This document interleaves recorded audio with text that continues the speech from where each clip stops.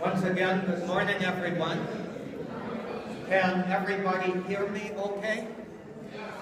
All right. I'm Father Tom Welbers, no longer really recently retired. I've been retired about a year and a half. Not a year and a half, a year and 1 month. I'm in residence at Nazareth House, and I guess I have a reputation among a number of people as being a techie priest. Now, the reason for that is I'm really a gadget freak. And somebody once said that I've never met a gadget I didn't like. But the fact of the matter is, I have met a lot of gadgets I didn't like, usually after buying them. But what I enjoy doing is exploring the possibilities of things like these communication tools and devices, exploring the possibilities of them both for personal enrichment as well as for communication, evangelization. If we are serious in our Christian calling, our Christian commitment, our entire lives have to be geared towards evangelization, geared towards living the gospel of Jesus Christ in a way that communicates to others that which is at the heart of our lives. We can't force anybody, we can't force feed the gospel to anybody, but we have to faithfully make it present. And I think that there is a great potential in these communications media to show our lives in a way that makes the good news, the good message of Jesus Christ present. So that's what my intention in this particular presentation is to explore some of the stuff that these gadgets kind of open us up to be able to make use of them in a way that might perhaps be fun, might be personally enriching, might actually share the good news of Jesus Christ, or make it present to people who might not otherwise have access to it, or even might not otherwise have interest in it. So I'm going to explore a whole bunch of things that I myself find interesting. It might open some doors for you. I have to ask once again, is the sound system working okay? And are you able to hear me okay? And understand me okay? Okay, wonderful. These are my notes, and I'm going to be operating kind of from them. These will be available online, but I'm not giving you the link right now because then you could copy it down and leave. And I kind of like to hold you captive for about an hour anyway. But I also need glasses to read close. Basically what I'm doing is what Kevin, was it before? Yeah, what he was doing before, and that is you are seeing the screen of my iPhone. Notice he had the lock on the screen. I don't. So when I hold it horizontal, you see it horizontal. When I hold it vertical, you'll see it vertical. If you want to know how to do that or how not to do that, talk to him. Because I'm not going to go into a tutorial about how to use the iPhone or the iPad. I'm not going to go into 10 tips on using it better. Basically, what I want to do is give a demo of things that I found really helpful and useful. Now, there's one thing to remember about your use of the internet. Absolutely nothing is private. Now, there are forms, there are things that are, encrypted in ways that I think are safe, like when you give your credit card to a reputable company, you can depend on that being as safe, at least, as when you give your credit card to a waiter in a restaurant. Probably more safe than giving the credit card to the waiter in the restaurant, actually. But as far as posting stuff, email, Facebook, etc., nothing is private, no matter what the settings are. Do not ever put anything on the internet that you don't want to broadcast to the entire world. Now, for us, that's an advantage, because if we're using the internet in order to be a tool for evangelization, and I'm going to be talking about that more tomorrow, and not in terms of institutional, parish, or school, or whatever evangelization, but our own personal outreach. We want to be able to use tools to perfect ourselves better in the message, as well as communicate the message more effectively. So, I do have a couple of links in there, which you will be able to click on when you actually do access this, with the link that I'll tell you later. How to avoid internet scams. That is really, really important. Some of the rules are very, very simple, and a lot of people, too many people, simply ignore them. So, and one of the particular things you'll run into is a lot of advertising. Sometimes if you scroll down or can't avoid, perhaps, some ads, they are what are called clickbait. In other words, they try to lure you into clicking on something so that they can sell something. And very often, what they want to sell is not a product to you, but to use you as a product to sell to somebody else. Like getting your contact information, getting your interest.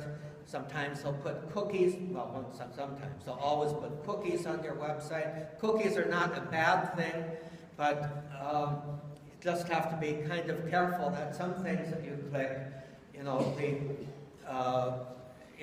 might see a little box, is Obama Satan or not? Click on that, and you're not really giving them your opinion. You're giving them your contact information in order to get more and more in touch with you and to use it. So be careful of clickbait. This is kind of an interesting little article here. One of the reasons why these things work so slowly is because that lag time is actually contacting advertisers that make use of your interest here to show you stuff and to put that up on there. That sometimes slows down our connections. I think there are ways around that, but somebody's going to have to teach me that sometime. Okay, Facebook is going to suppress clickbait stories. This will tell you all you need to know about clickbait. And here's an interesting little image down here. Hackers for Hillary. Android bug. Stuff that life insurance companies don't want you to know, etc., etc. Those are kinds of things that you're reading the article and all of a sudden, that looks interesting, let me click there. Don't do that. Okay, now that I put the fear of God in here. There are two little things that I'd like to demonstrate here. One is, I ran across this terribly interesting little gadget It's very thin, it folds, and it is your perfect stand for an iPad or an iPhone. It's very portable. If you've noticed, some stands for either iPads or iPhones are kind of bulky because they're three-dimensional. This one is just two-dimensional.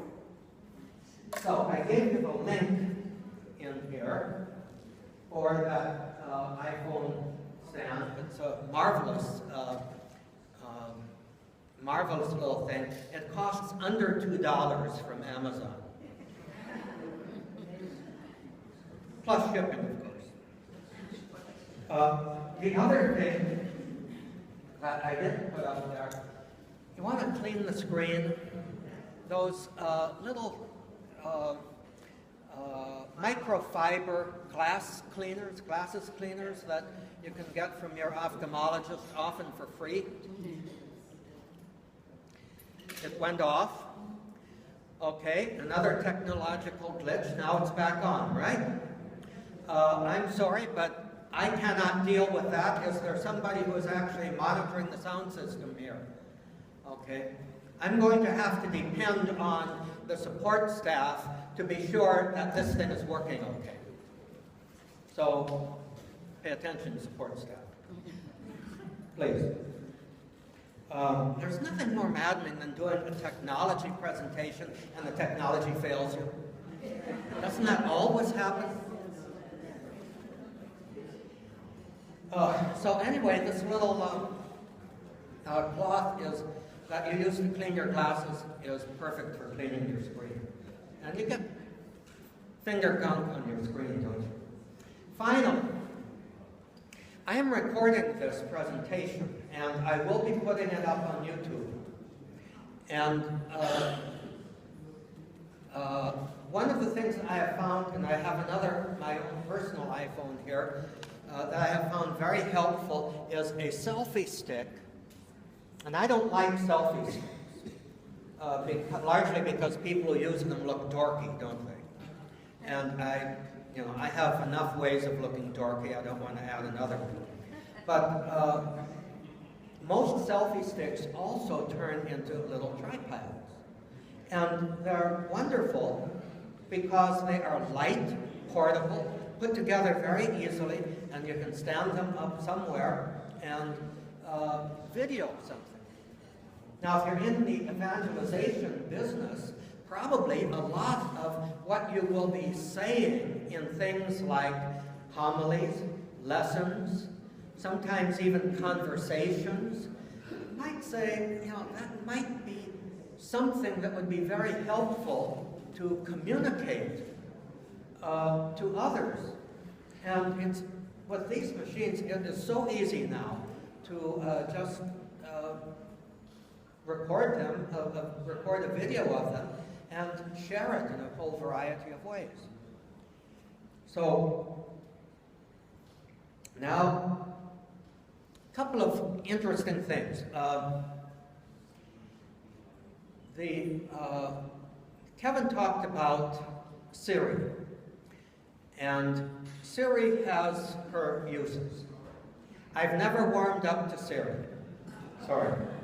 Part of the reason why is her default search engine is Microsoft Bing. And I've never figured out how to change that default. So I like Google. But if you go to Google, you can also do voice entry, which we'll see in a few minutes. So anytime you want to do voice typing, just tap on the microphone app. Let me see. Notes. Here's a new note. You see the keyboard here? There's a little microphone. Tap on that, and it heard me wrong. Period. Now, all I have to do is tap on the microphone icon, and it will type what I am saying. Period. It may not always type accurately, especially if I'm not really pronouncing clearly.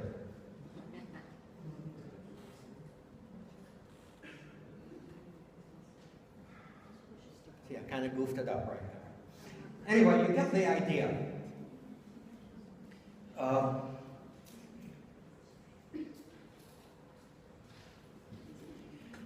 There is also an app that somebody asked about, called the Health app. The white one with the little heart. So far today, I have walked 4,100 steps, which is 1.42 miles. I actually came here on public transportation. I walked down to the Palms station, walked across the street to the bus, and then walked from Lincoln Boulevard up to here. So that's how much I've logged so far. So by the end of the day, I may very well have made my 10,000 steps. This can keep track of it magically. And I climbed 6 flights of stairs. So if you're into, you don't have to be into health stuff seriously to sort of log it does it automatically, to sort of log what your walking, the number of steps that you've walked are. So that can be a very, very handy little thing, and it's totally operating in the background. All you have to do is click on the pill icon, and here it is. Do you always have to have your phone, like in your pocket?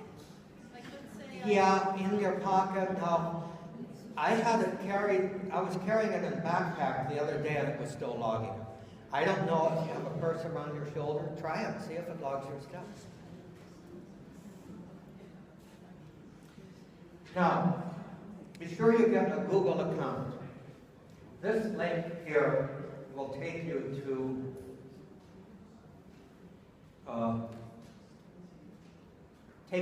how to create a Google account. If you don't already have Gmail, if you have Gmail, you've got a Google account. If you don't already, this will give you the information.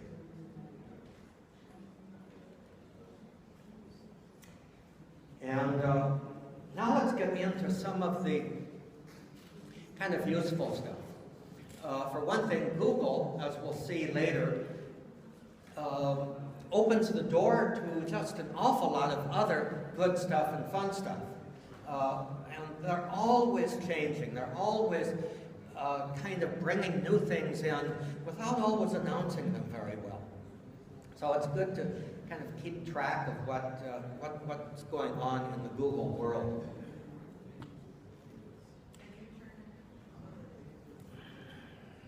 Ta-da! Oh, sorry.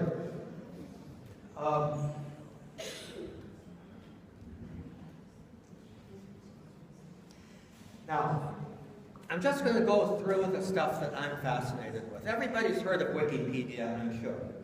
People who are in academia, academic-type people, don't much like it because, well, it makes research too easy for students.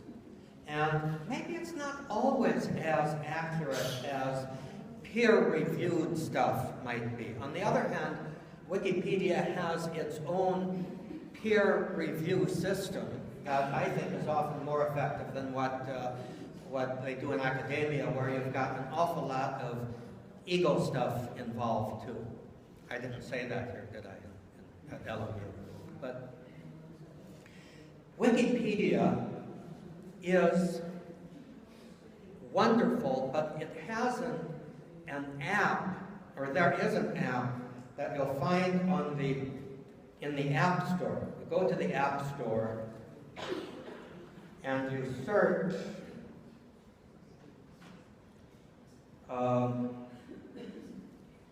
Wikipania. Clever title, right? Wikipania for Wikipedia. Okay, and you have to spell it right. Wikipanion. Okay, I already have it loaded. But it's beautiful when it opens, because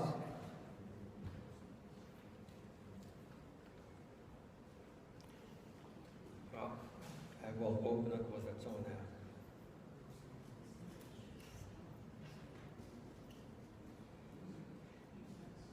Okay. Search Wikipedia. Usually it'll open to the last page that you had, but I just loaded it this morning, so. Search Wikipedia. Now, today is the feast of St. Dominic. Supposing you're preparing a lesson on St. Dominic or want to give a homily about it. Well, I have to say, for lessons and homilies, this is my first. Saint Dominic.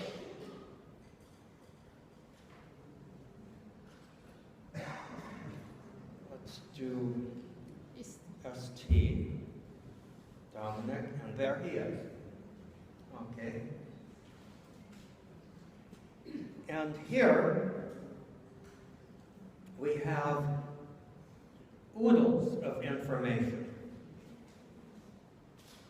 usually with links and sources identified about St. Dominic. And so you should be able to find something to be able to share with others really quite easily in just one place. So, to me, Wikipanion is an indispensable tool. And anytime I have a question about something that an encyclopedia might answer, I go first to Wikipanion. Okay.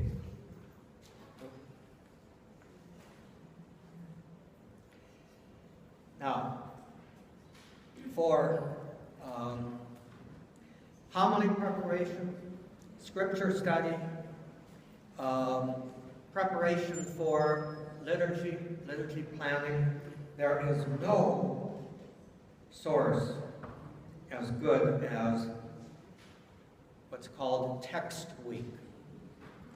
And now this one has an app, but the version that's in the browser is much more developed than the app. Does everybody have an idea of what I mean by an app? It's a little program that you get through the App Store. Remember, this little icon which I pressed, that one before, that will introduce you to the world of these various apps that enable you to get little programs that actually function with certain sites, certain websites, certain facilities, let's say, and can be very, very useful and helpful. Text Week is developing its app, and it's not very good right now. So you go to it actually through a browser, like this is Google Chrome. The one that's built in to your Apple device is Safari. That is good too. My own personal preference is Google Chrome. Anyway, you scroll down here, and one of the things that you find is that this is not only Catholic, it is also ecumenical. And a lot of people don't realize that most mainline Protestant churches also use the same lectionary, basically, that we Catholics use. After the Vatican Council, a very interesting thing happened. We Catholics stole from Protestants the centrality of Scripture for our faith and our life.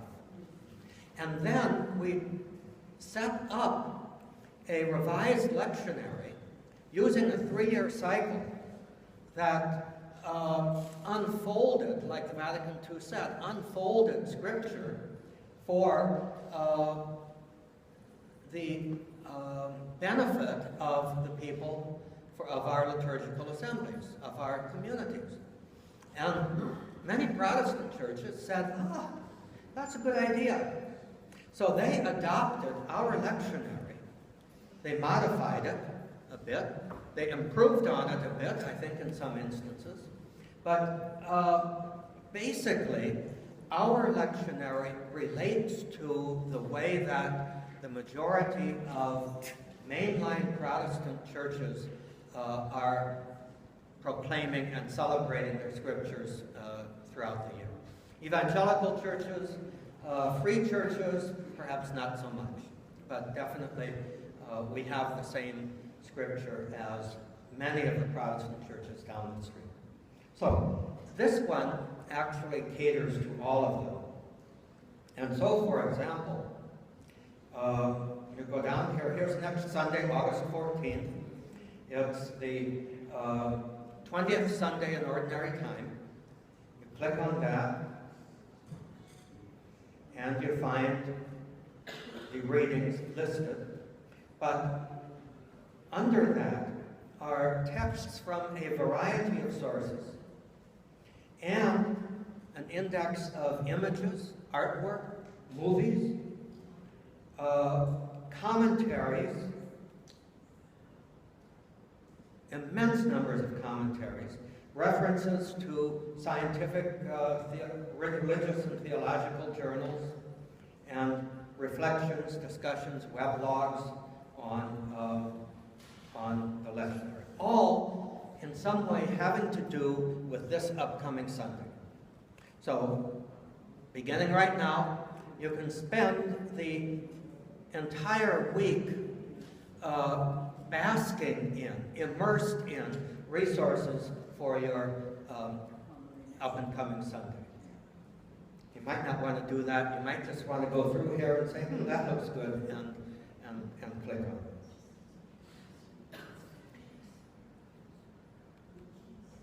Okay, back to our, here's another one. This is an app. So the app we go to from the home screen. And here it is, reimagining the examen. How many of you are familiar with the Ignatian spiritual practice of the daily examen? Okay, it's a marvelous tool, I think, for one of the best that I know of, for our own spiritual development, because it's not just an examination of conscience. In fact, sometimes it's called an examination of consciousness.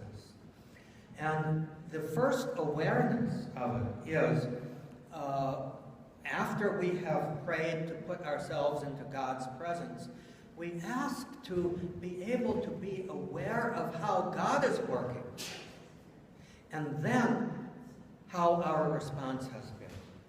So this app, and it has a traditional examen, but it also has topics. If there's any particular thing that's working in your life today that you want to kind of focus on, like fears, attachments, control, entitlement, well, here will be an examen formatted for that particular, see if I can get it to work. There we go. That particular sort of prayer. So an introduction, certainly put yourself into the presence of God, feel His presence, spend a few moments in gratitude, thinking, what do I have to be grateful for? Spend an extra bit of time praying for grace. Look over your day. Ask God to show me where my fears, my problems were predominant over His grace. Attachments. Situation I'm trying too hard to exert control. Silly notions of entitlement. Now I place all of these four things before God, ask Him to show, to prioritize them, and ask Him to show me what tomorrow might look like if I acted out of greater freedom from this particular attachment. And then simply turning it over to the Lord. So it's a nifty prayer form that can be very general or can get very specific. And I found this reimagining the examen to be a tremendously helpful thing. Pardon me? Where do you get that? In the App Store. In the App Store. Go to the App Store and type in re-examining the examen.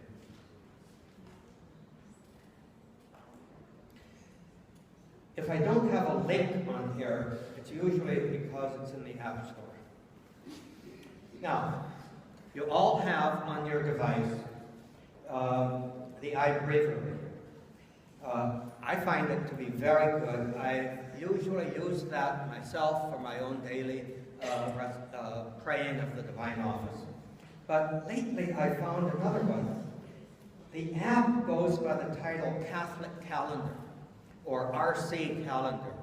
It's published by Universalis, which is an organization in England that basically puts together resources for the Liturgy of the Hours and the celebration of the Eucharist. And it's somewhat differently, I have it right here, somewhat differently, close the tips. Okay. Shake it, I don't want to shake it, I want to close it, okay. Somewhat differently organized than the iBreviary. But for example, for Monday, you hit St. Dominic, and it will give something about today. You can find the readings for the Mass, the order of Mass, the Mass today, the various hours, and they're continually developing it. What I like about this one is you look at its history of development, and it's usually updated within the past week. They're just continuing to improve it. You may want to check that out because it is an alternative to the iBreviary. It's a fun app to explore. If you get the premium version, which I think costs about $20, you can also go to any day of the year. With iBreviary, you're limited to just, I think, basically the upcoming few days. But with this one, you can go to any day of the year, which is nice if you want to find a patristic reading, for example, in the Office of Readings, that you know was on such and such a date, and it really impressed me, and I really want to go back to it. With this app, you can go back in time as well as forward in time. Okay. Now, YouTube. If you have a Google account, you register, you become a full-fledged user, but without that, you can still view just about anything there is. Look, it also has a free app. See YouTube, right in the center there, press that. And storage is full. Well, it isn't, so I don't know why it does that. I don't want that. Let me see, what do I want?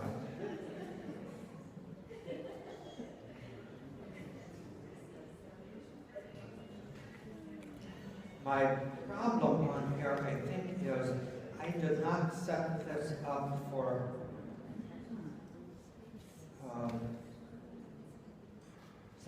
set this up for, well, yeah, here it is. Okay. I go here and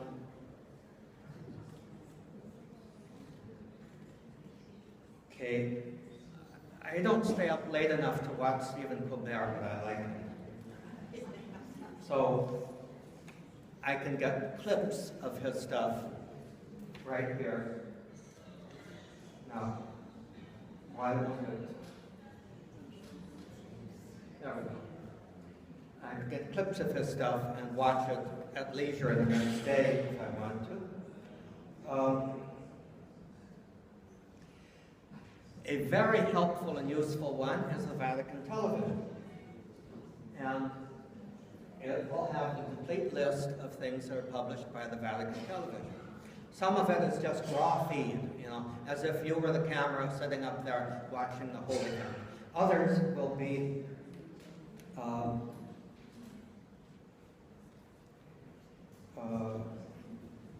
with commentary. So that can be very, very helpful.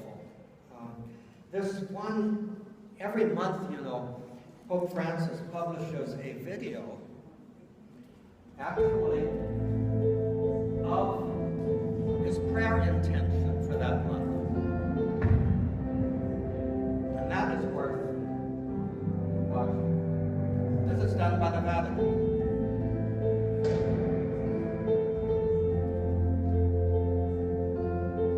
Con el deporte es posible construir la cultura del encuentro entre todos por un mundo de paz.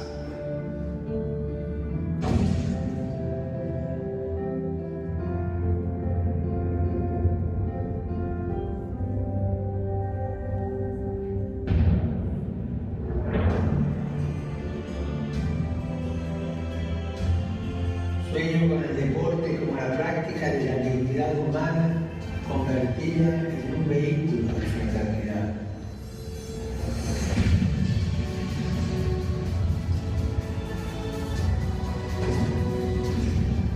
Entregamos juntos esta bendición, que el deporte fomente el encuentro fraternal entre los pueblos y contribuya a la paz en el mundo.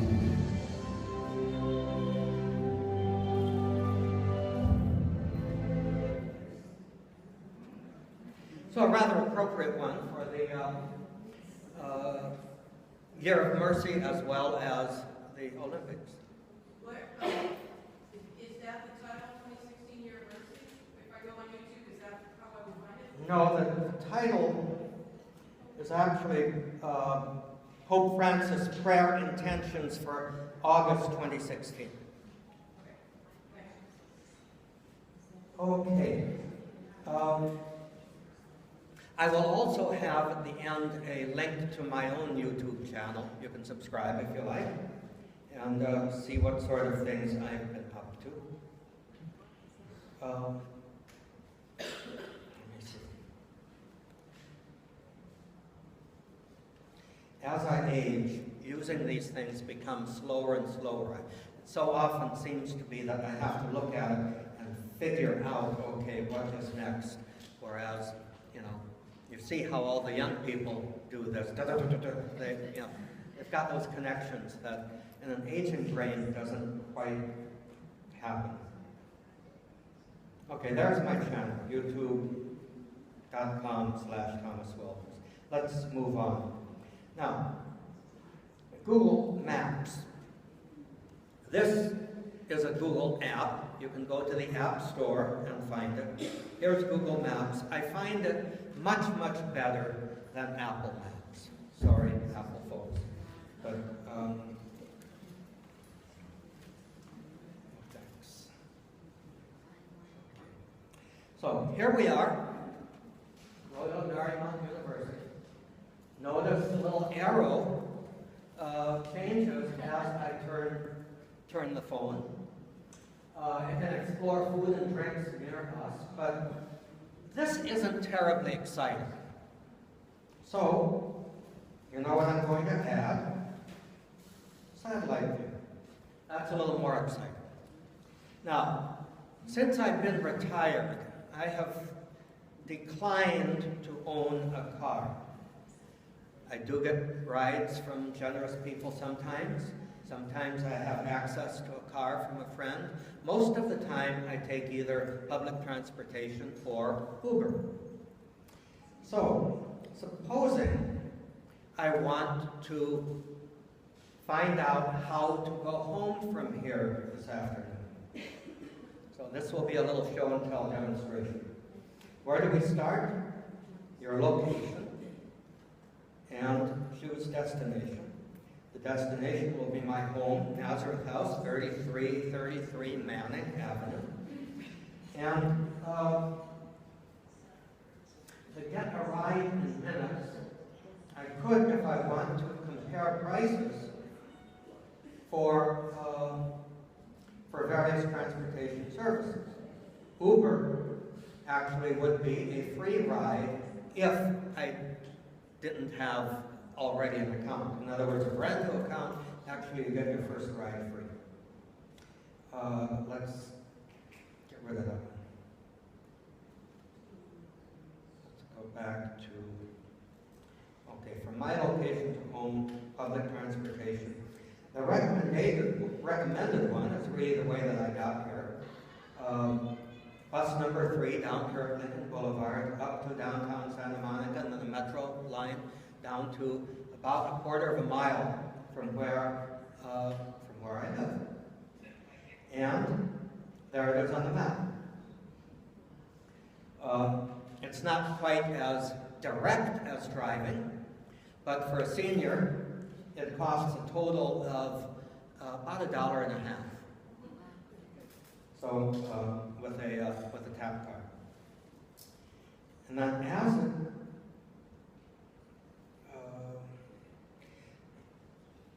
there is another option here that I'm not going to spend time exploring, but you can put in your desired time of leaving or your desired time of arrival, and it will actually give you the transportation schedules. When the bus is going to arrive, when it's going to, when you need to make the transfer, when the next bus arrives, and so on. It's very, very simple, very user-friendly once you get into it. Using public transportation takes a little longer than driving, but it certainly is much more stress-free. Don't have to worry about parking. Sometimes, notice up there, it's an hour and 16 minutes it would take me. What would be about a 20, 25-minute drive, but I don't have to worry about parking, and don't have to worry about the other drivers, and so on and so forth. So that's my little commercial for. So Google Maps has a lot of possibilities once you kind of get used to them and explore them. Google Translate.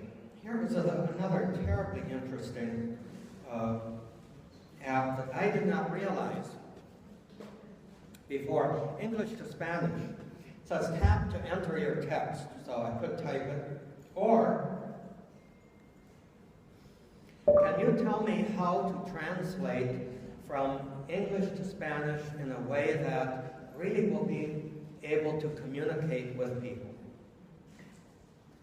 Usted me dice cómo traducir del inglés al español de una manera que realmente va a ser capaz de comunicarse con la gente. Okay. Probably nobody in here who speaks Spanish would actually say it that way. But I suspect everybody who does not speak English would be able to understand at least what I was trying to say. This can be a... Okay, go to the App Store and get Google Translate.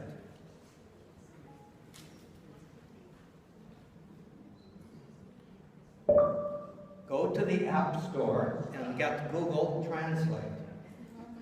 Ir a la App Store y Google Translate. Okay. Enough of that. You can see how much fun that could be. Particularly when you really are trying to communicate and getting very, very frustrated at the list of languages is almost endless. So, but what you need, you're probably not going to be able to do this in a foreign country readily unless you have a direct internet connection. You do need an internet connection. So, if If you don't have that, it's not going to work. Moving right along.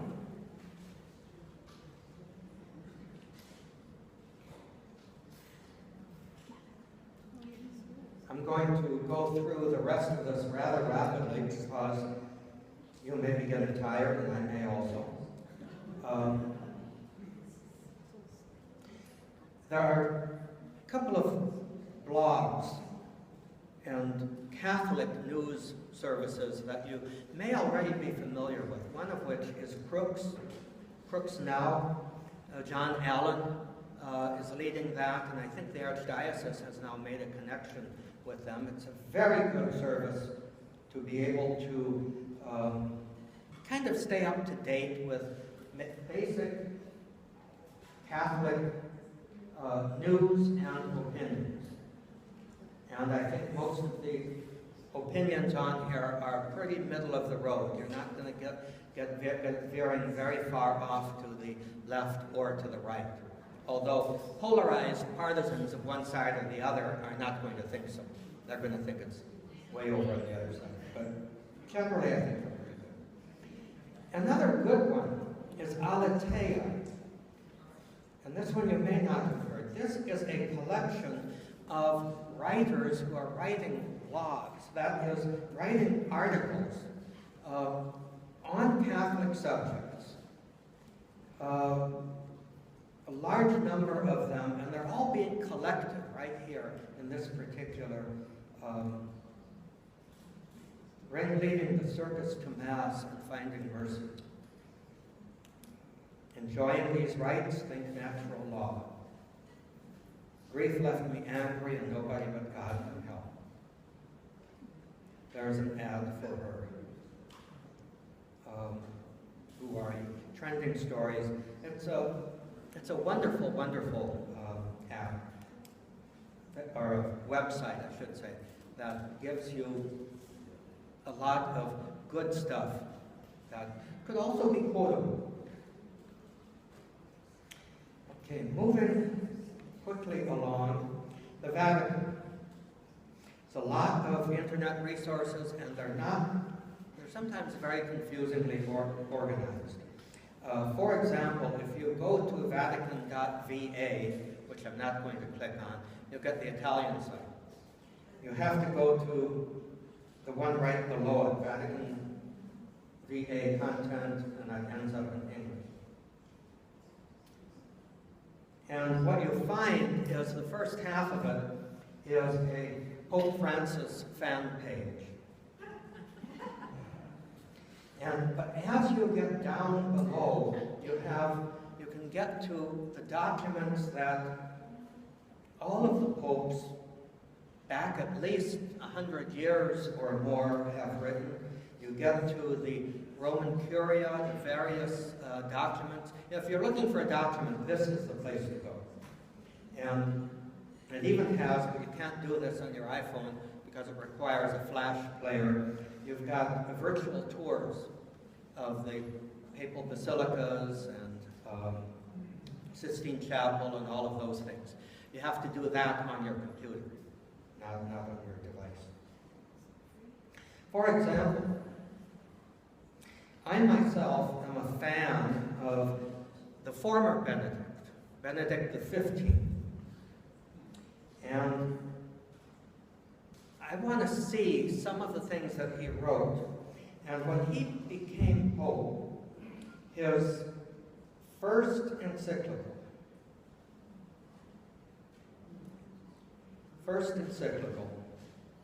1914, November 1st, was an appeal for peace. Just before, or just at the very beginning of World War I. And if you look at his writings, most of what he wrote was appealing for peace during World War I. And he actually was a pretty amazing person in my estimation. Okay, moving along. Subscribe to the Vatican TV on YouTube. I already mentioned that. Now, you can check my blogs. I need to keep them up to date. And you can check my Facebook, Twitter, Instagram, LinkedIn, etc., all of those things. I won't put them up now. You can check them on your own when I give you the link to get these notes. Now, Grovo seems to be the tutorial service that is being used to help you to get to know these devices. I myself, if you want to go a step beyond into these various apps, and a lot of them will have a lengthy tutorial, and a good tutorial by a man named David A. Cox. I really like his stuff. It's Tech Talk America. And he has classes, but he makes these classes available free online. And new to Mac, master your iPhone or iPad, photos, and so on and so forth. I guess that's the number of current subscribers and views, and so on. So Tech Talk America is a good one, I think, to look for if you're really looking for, okay, I've got this camera on here, how do I make best use of it? Well, you'll have a tutorial. Another good source for tutorials, I'm told, is the Mac U. Now, those aren't free. They cost, but they're fairly nominal, I believe. Now, in conclusion, enjoy, try it. Don't waste too much time. Facebook can be a tremendous time waster. Use these things purposefully so that you are communicating what you want to. Don't waste an awful lot of time looking at videos of cute kittens. Or try not to take too many pictures of your food. And if you really have a problem and our wonderful technical help here is not available, try to find a 10-year-old niece or nephew, and they'll be very happy to work with you. Okay.